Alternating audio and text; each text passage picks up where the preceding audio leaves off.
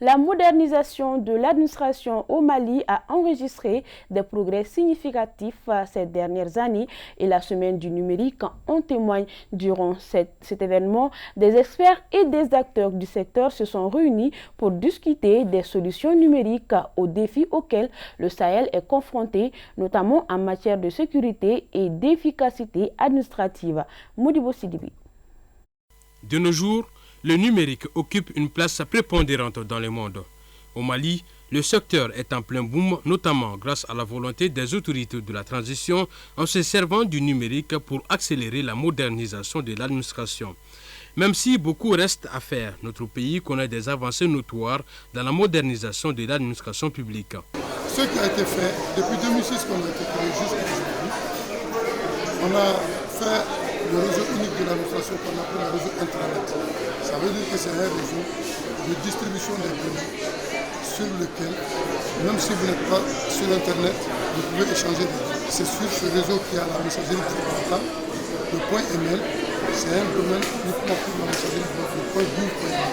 Il y a les finances, par exemple les engagements financiers de l'État se font sur ce réseau unique de l'État, le réseau Internet.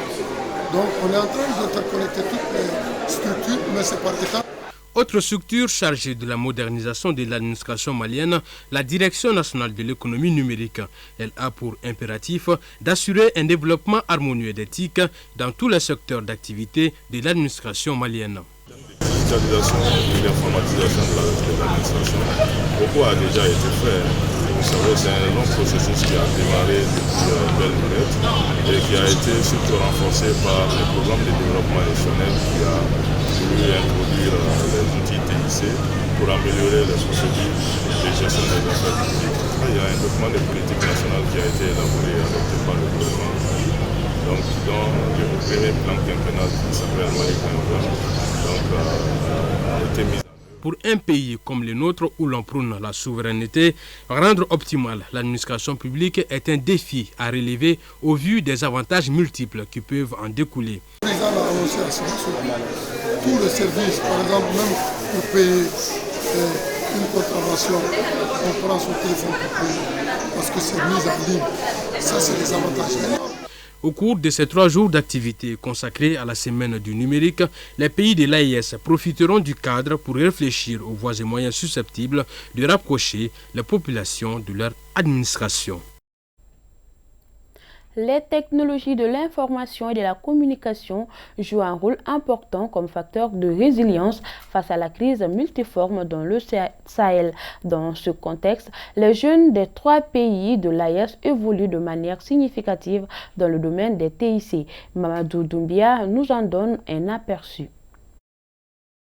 Le Centre international des conférences de Bamako abrite de nombreux stands. Ils sont érigés dans le cadre de la semaine du numérique du Mali. Une deuxième édition qui met à l'honneur l'Alliance des États du Sahel, AES. En ce deuxième jour de la rencontre, nous avons trouvé sur place des jeunes qui évoluent dans le numérique. Nouridine Mounaï et Aminata du Niger nous parlent de leurs expériences dans la digitalisation.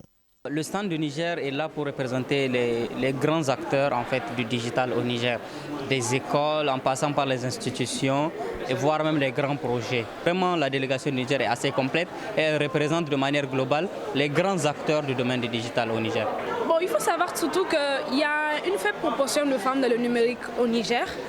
Et déjà, ça, c'est le premier point qui m'a motivée. Ensuite, le deuxième point, c'est qu'avec le digital et tout ce qui va avec, c'est un canal pour très vite véhiculer les messages, surtout que maintenant nous sommes dans un monde où tout le monde a un smartphone. Donc c'est un bon pas, c'est un bon canal en fait pour véhiculer tout un tas d'informations. Non loin des Nigériens, Lamine Diarra, membre de la délégation burkinabé, présente les potentialités numériques aux visiteurs. Le numérique aujourd'hui est devenu un passage obligatoire. Obligatoire dans le sens que vous savez aujourd'hui nous sommes confrontés au terrorisme qui bloque certains accès, qui bloque certaines localités à la population pour avoir accès à certains services physiques. Donc on est obligé aujourd'hui de passer vers le numérique pour permettre à cette population sous blocus de pouvoir avoir accès aux services d'État, voilà, sans vraiment se déplacer comme on peut le dire. Évidemment, le Mali est fortement représenté. De nombreux jeunes piqués par le virus des nouvelles technologies de l'information et de la communication sont mobilisés pour l'événement. Ils sont dans les secteurs de l'énergie, du bâtiment et bien d'autres. Franchement, le TIC c'est vraiment important et je pense que pendant longtemps nous avons été marginalisés. Le fait que voilà, on dit la femme doit rester à la cuisine, ça doit prendre soin des enfants. Oui, c'est vrai, mais voilà, nous avons aussi une intelligence, nous avons des compétences et nous devons mettre ça en avant. Et ça aide dans toutes les étapes de notre vie, dans notre quotidien. En fait, les TIC doivent nous suivre partout. La digitalisation est vraiment importante. Avant, par exemple, quand on prend les domaines d'architecture, avant, tout se faisait à la main. Ou même, par exemple, pour faire un plan d'une maison, tout se faisait avec crayon, papier, voilà. Maintenant, avec l'avènement du numérique, notamment l'utilisation des logiciels 3D, et surtout les célèbres logiciels que nous utilisons, c'est ça, Archicad. Donc à partir de ces logiciels, nous modélisons, ça facilite réellement le travail, en quelque sorte. Selon les participants, cette semaine du numérique permet de renforcer la communication entre les 3 pays de l'AES. Le ACTEM est en pleine mutation vers le numérique. La chaîne qui était récemment encore en analogique est désormais au cœur de l'évolution des technologies de l'information et de la communication. Cette innovation permet de gagner du temps dans la diffusion des informations et d'améliorer la qualité et les couleurs des images. Aïssata Ba nous en parle dans ce reportage détaillant comment le ACTEM utilise les TIC pour améliorer ses services. Des caméras, des écrans, des bandes, des consoles, des cassettes qui, dans un passé récent, représentaient les moyens de production de la télévision nationale. Une époque bien avant l'évolution de la technologie. Une innovation que l'ERTM a adhéré depuis le 9 janvier 2024 avec une diffusion en haute définition HD pour une amélioration en qualité et couleur des images. Cette adhésion au numérique a permis de gagner en temps pour la diffusion des informations. Si on prend l'exemple sur les stations régionales, donc ils arrivent à envoyer les éléments à temps avec les nouvelles technologies. Or, bien avant, il fallait faire 2 jours, envoyer les images par les cars. Et maintenant, avec les réseaux informatiques de l'Internet, on arrive à envoyer les éléments le même jour. En dehors de ça, les avantages, c'est les équipements. Les équipements sont plus légers. L'exploitation est aussi beaucoup plus facile. Le stockage aussi, ça prend moins d'espace. Cette numérisation a donné un coup de pouce à la valorisation du contenu de la chaîne mère à travers la communication digitale, la voie incontestée aujourd'hui dans le monde de la communication et de l'information.